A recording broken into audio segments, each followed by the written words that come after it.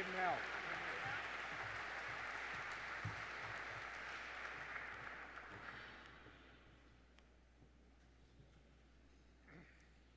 Wow. Paul, words are inadequate for your introduction. Your leadership in developing and heading and leading the Everglades Foundation with Mary Barley following the tragic death of her husband, George, has given new hope that the Florida legislature will insist on restoring a working Everglades ecosystem. My admiration for your philanthropy, vision, determination, and friendship knows no bounds.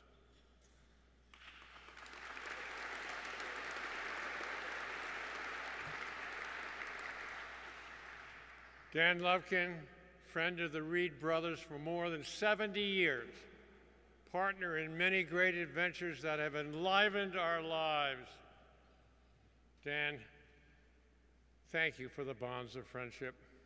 Your incredible interest of a broad range of environmental issues and your philanthropy has been one of the mainstays of your extraordinary life. I am deeply grateful, Dan, to be your friend.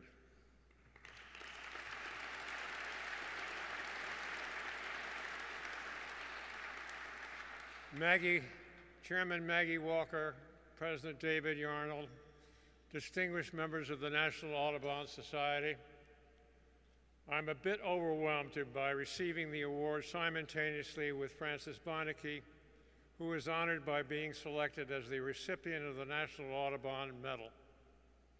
Frances is one of America's most prominent environmentalists.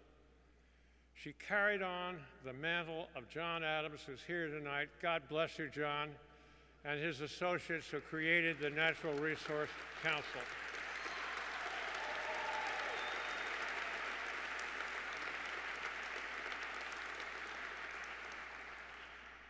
She shares with you, John, honor, determination, innovation, high ethics, and brilliant management.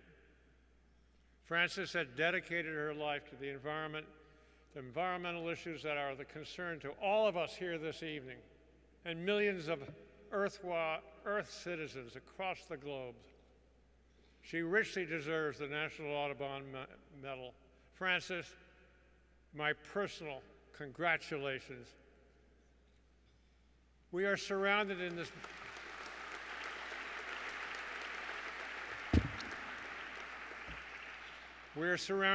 beautiful room by close friends of both of ours and devoted colleagues who worked with us for so many years.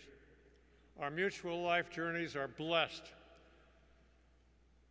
and overjoyed by the presence of all of you who are here tonight.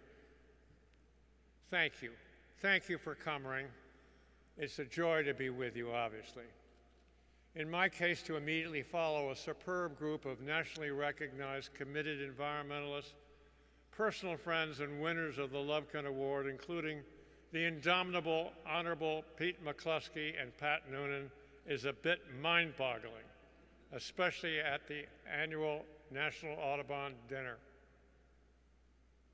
Pete persuaded a small group of concerned Republican House of Representative members to join with him to ensure bipartisan passage of the Endangered Species Act and the Clean Water Act.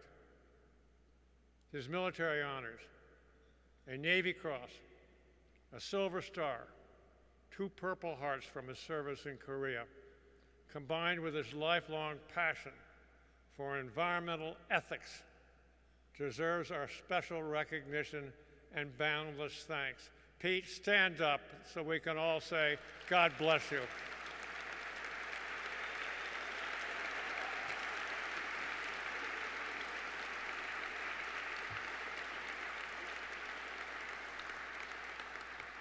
Patrick Noonan is responsible for building the Nature Conservancy into the foremost land conservation organization in the world.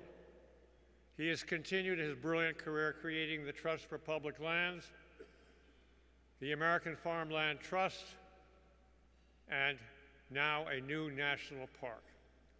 He enlisted a brilliant, highly motivated staff for each organization. Patrick, you will always be one of the closest friends in my life. God bless you.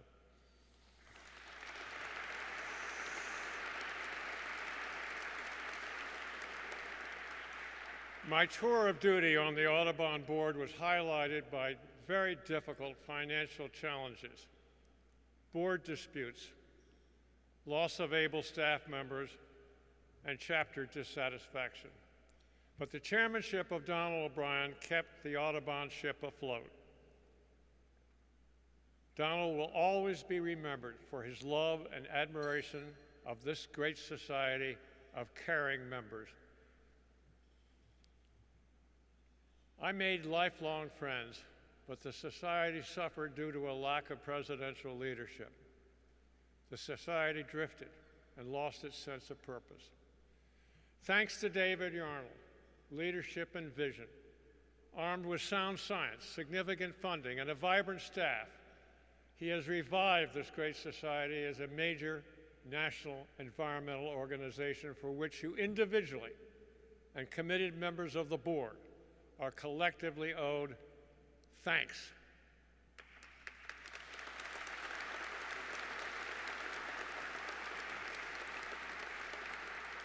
The National Audubon Society is alive and well, thank God.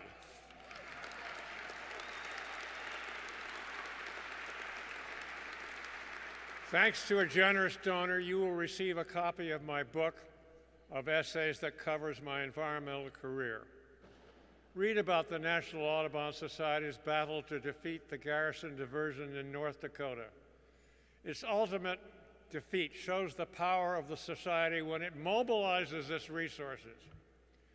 Similarly, the Eagle essay demonstrates the incredible value of having a concerned member of an Audubon chapter. Bart Ray was willing to take a chance to salvage the bodies of dead eagles, store them, and turn them over to federal authorities. His courageous decision led to the exposure of a terrible tale that ultimately ended the indiscriminate killing of eagles. The national outrage over the senseless slaughter of hundreds of bald and golden eagles has led to a new era where these two magnificent, majestic birds are revered. We gather here tonight honoring not only Francis and me, but all the members of this great society whose history is filled with challenges met, faced, and with massive effort changed the course of our nation's environmental history. From the era of slaughter of plume birds to the creation of critical Audubon sanctuaries, centers of environmental education, and protection of endangered birds are all but one of the many chapters of the Society's legendary successes. From the era, we have a pause. The Society and its nationwide chapters gave me determined support in banning DDT and that terrible poison 1080, and I am forever grateful for that.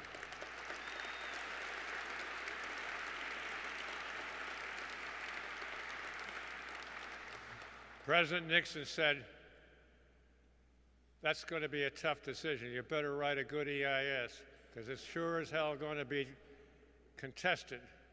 It's going to be contested by the manufacturer, the #1 manufacturer of DDT in America. But hell, I don't care for him that much anyway." Well, we did it, and we survived the court challenge. And in my book, I describe an incredible evening of pulling people together, the experts on eggshell thinning that passed muster, and we managed to hold the executive order and the rule and defended it. Likewise, National Audubon organized its nationwide chapters to support the passage of the Clean Water Act, the Endangered Species Act, and the once-in-a-lifetime 154 million acres of public lands in Alaska into national wildlife refuges and national parks and monuments. Audubon's nationwide chapters enthusiastically joined with other environmental groups to persuade their local congressional delegations of this last great chance to save the very best wildlife and scenic lands in Alaska. Blessings, Audubon. Blessings, chapters. A society with effective leadership and its ability to raise significant funding continues its historic course as a major Earth steward. My crystal ball is no clearer than yours. I have no idea what's coming on to the environmental scene. I am concerned that my book describes an era of bipartisan efforts by true congressional giants, their staffs, and a small group of highly motivated individuals within the Nixon administration, combined with the growing political power of the non-governmental organizations like NRDC, who recognized a great opportunity and made the most of it. Will another era of congressional bipartisan cooperation reoccur? I don't know. None of us can predict challenges of that the next era will produce.